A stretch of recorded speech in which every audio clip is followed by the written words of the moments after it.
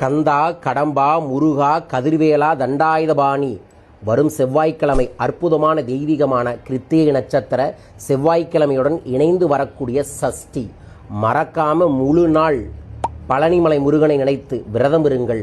காலையில் எந்திரிச்சு தலைக்கு குளித்து விட்டு ஓம் முருகா, ஓம் முருகா, ஓம் முருகா என்கின்ற மந்திரத்தை 27 முறையும், ஓம் ஷவும் ஷரவண பவ என்கின்ற முருகனின் மூலமந்திரத்தை 108 முறையும் ஜபம் செய்துட்டு காலை மதியம் எந்த உணவும் எடுத்துக்கொள்ளாமல் உங்கள் வீட்டில் முருகன் வேல் இருந்துச்சுன்னா முருகன் வேலை கையிலேயே வச்சுக்கோங்க.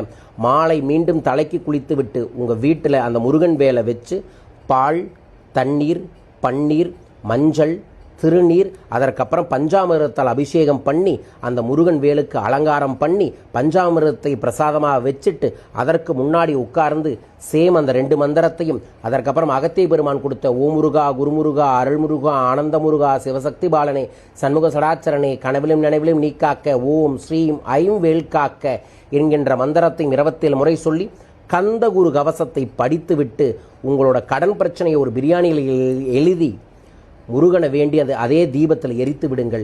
இதை செய்பவர்களுக்கு நிச்சயமாய் முருகனின் அருளால் பல்வேறு விதமான செல்வத்தடைகள் சரியாகும். நைட்டு அந்த பஞ்சாமிரத்தையும் கொஞ்சம் ஃப்ரூட்ஸை மட்டும் சாப்பிட்டுட்டு இரவு உறங்குங்கள். கனவிலும் காப்பார் கந்தன். யார் இதை செய்ய போகிறீங்க முருகான்னு கமெண்ட் பாக்ஸில் மென்ஷன் பண்ணி லைக் பண்ணி ஷேர் பண்ணி சப்ஸ்கிரைப் பண்ணுங்கள்.